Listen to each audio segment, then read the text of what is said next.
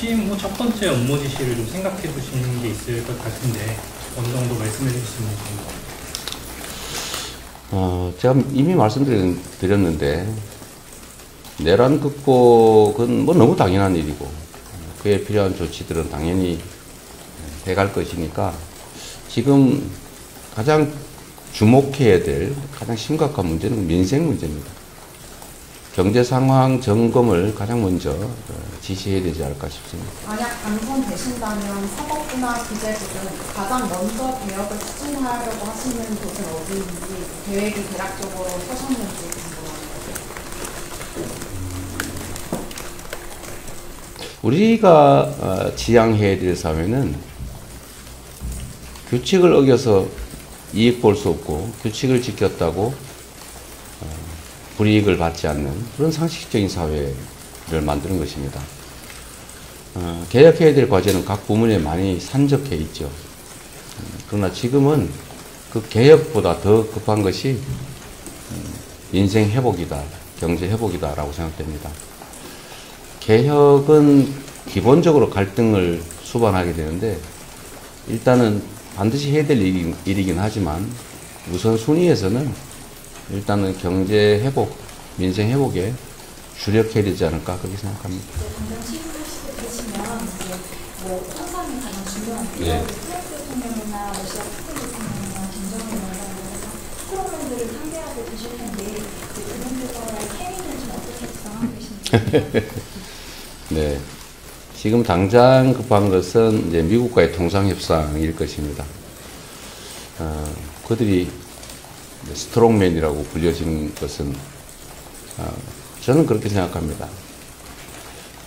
자국 중심의 국가 이익을 가장 우선시하는 강력한 리더십을 추구하고 구사하기 때문이 아닐까 생각합니다. 대한민국 역시도 외교의 가장 기본은 국익 중심의 실용 외교라고 생각합니다. 국민의 더 나은 삶이나 이 나라의 안보 이익이든 경제 이익이든 그 이익을 가장 우선시하는, 가장 중심에 두는 그리고 가장 실용적인 협상들, 정책들을 구사해 나가야 되지 않겠냐 그렇게 생각합니다. 뭐 우리가 거기에 특별히 부족하거나 그러지 않을 거라고 생각합니다. 네, 언론에 대한 수많은 탄압이 있었습니다. 집권하시면은 언론의 독립과 자유를 어떻게 보호해 나가실 생각이신지 좀 여쭤보시고요.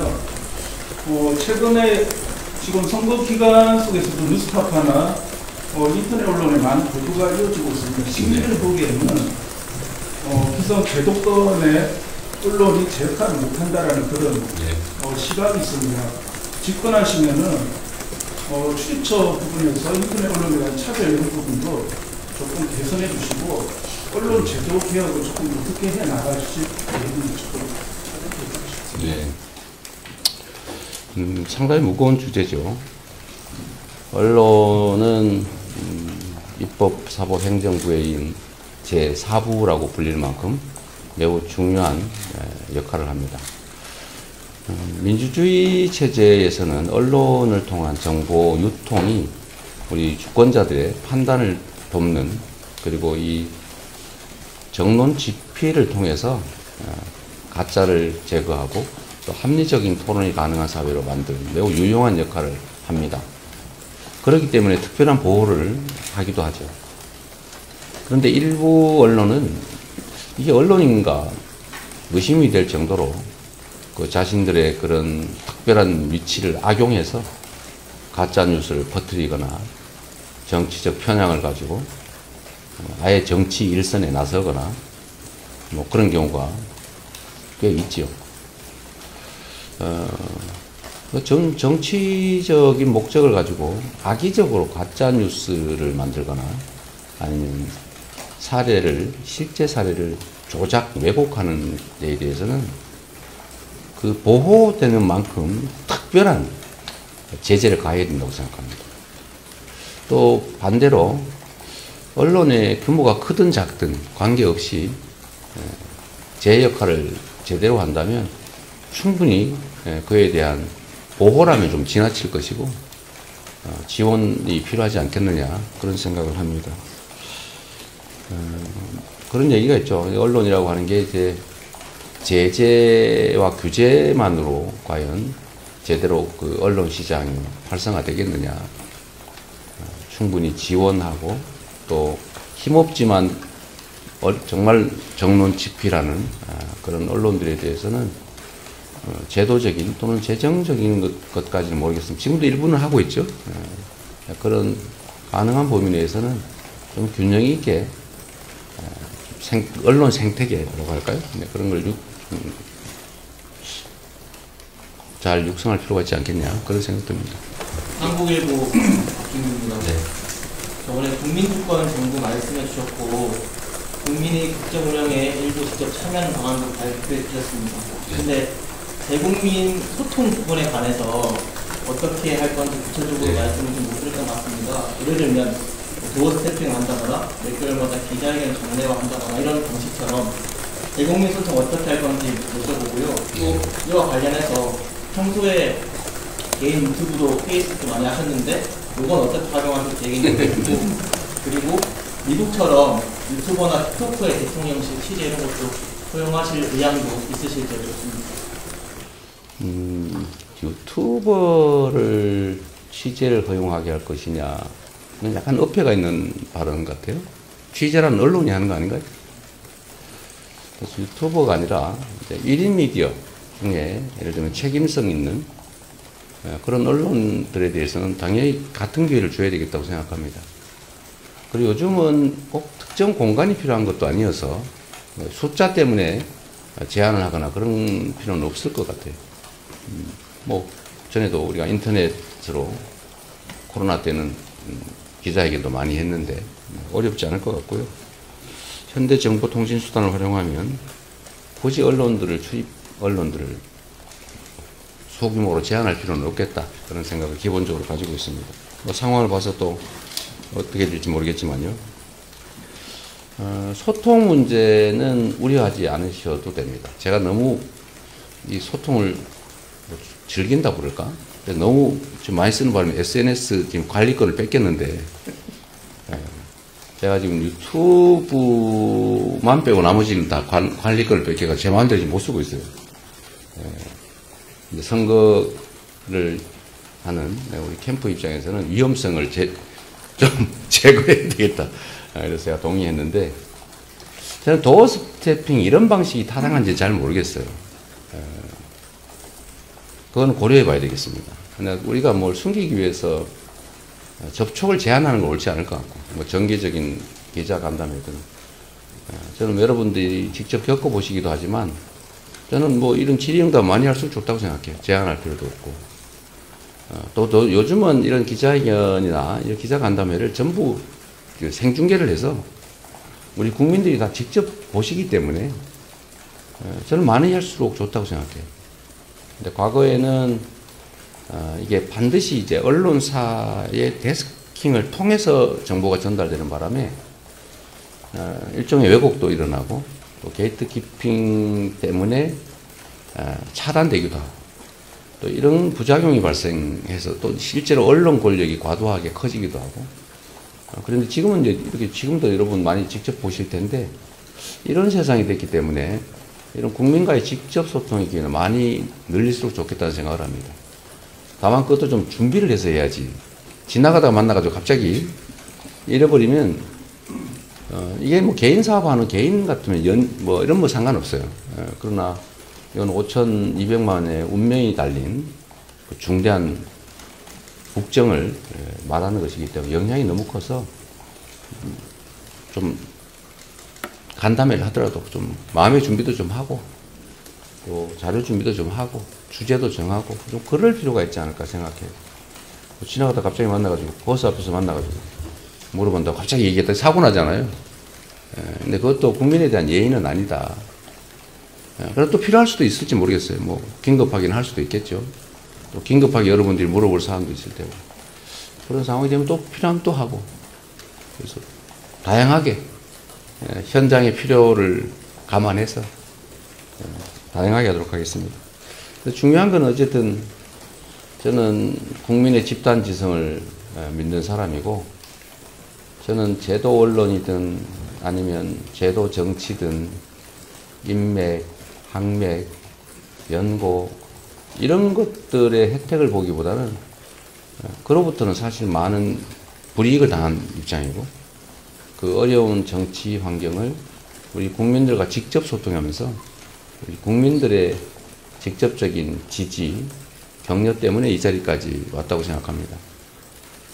저는 국민 속에서 호흡하지 않으면 질식할 수밖에 없는 그런 좀 특이한 색다른 정치 존재라고 생각하기 때문에 앞으로도 제가 살아남기 위해서라도 국민과 더 많이 직접 소통하려고 합니다. 오늘 인쇄 현장에서도 국민의힘에서는 지문 로저스 관련해서 이거 민주당이 각자 지지 선언을 하는 거에 대해서 해명을 내놓아라 이렇게 말을 하고 있고, 이준석 후보도 방금 이재명 후보 유심히 트럼프는 해킹이었던 거 아니냐, 좀 공격적인 발언들을 하고 있는데 여기에 대해서 두 후보 다 직접 해명을 해달라는 뭐 선대위에서 했으니까 보시고요.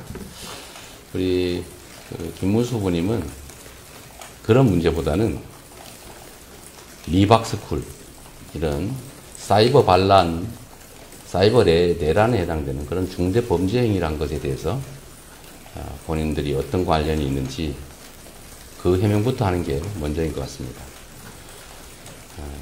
국가의 예산을 전용해서, 어쩌면 국가의 권력을 일부 이용해서 이재명 나빠, 김문수 좋아 이런 댓글을 조직적으로 쓰고 국민 여론을 조작해서 민주주의 과정 자체를 또 파괴하려고 한 이런 사이버 내란 행위에 대해서 정말 책임 있는 답변을 하는 게 먼저가 아닐까 그런 생각이 듭니다.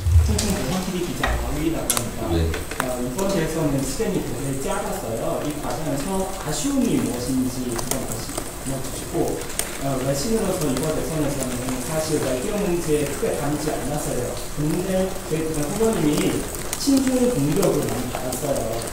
그래서 중국에서 일본 네티즌들이 후보님이 당선되면 협력하자고, 무역 나가자고 하는 기대도 있어요. 그래서 당선하시게 되면 이 무역 부분에서, 중국하고 협력 부분에서 어떻게 다루시게 될지 말씀하시면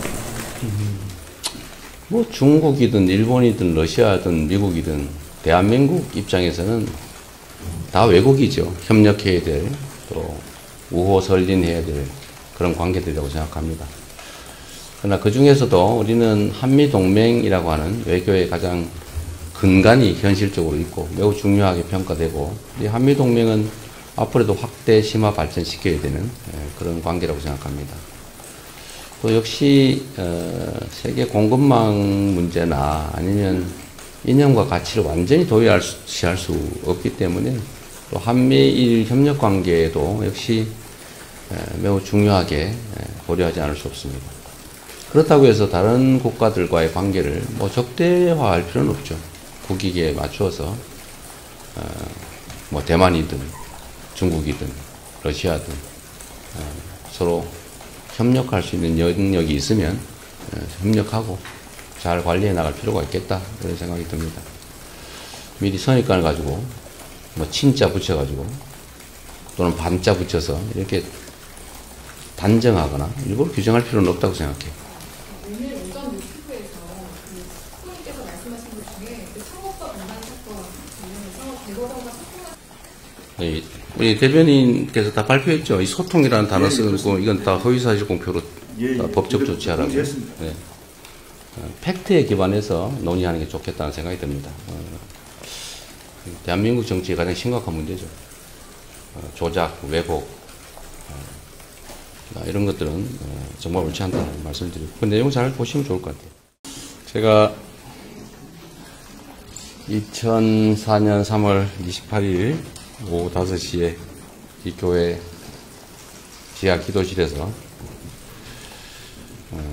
정치를 해야 되겠다고 마음먹었는데, 여기서 이번 선거의 마지막 대국민 기자회견을 하게 돼서 참 감회가 새롭습니다. 존경하는 국민 여러분, 더불어민주당 대통령 후보 이재명입니다. 정치인은 태어나지 않고 만들어집니다. 이곳 성남은 정치인 이재명이 만들어진 곳입니다. 소년공 이재명이 고난도 겪었지만 꿈도 키워낸 곳입니다. 시민운동가 이재명이 사회 변화를 일궈낸 곳입니다. 저의 정치적 고향 성남에서 약속드립니다. 이제 국민 여러분과 함께 대한민국의 새로운 미래를 열겠습니다. 여러분의 한 표가 역사를 바꾸고 민주주의를 지킵니다. 여러분의 선택이 나라와 우리의 미래를 결정합니다. 투표로 여러분의 미래를 위한 제대로 일할 일꾼을 뽑아주십시오. 투표로 여러분의 꿈과 희망을 가장 잘 실현할 국민의 도구를 선택해 주십시오. 실천으로 성과를 만들어 온 충직하고 유능한 일꾼 저 이재명에게 기회를 주십시오. 잘 해낼 자신이 있습니다. 기호 1번 이재명, 우리 위대한 국민과 함께 위대한 대한민국을 반드시 만들겠습니다. 고맙습니다.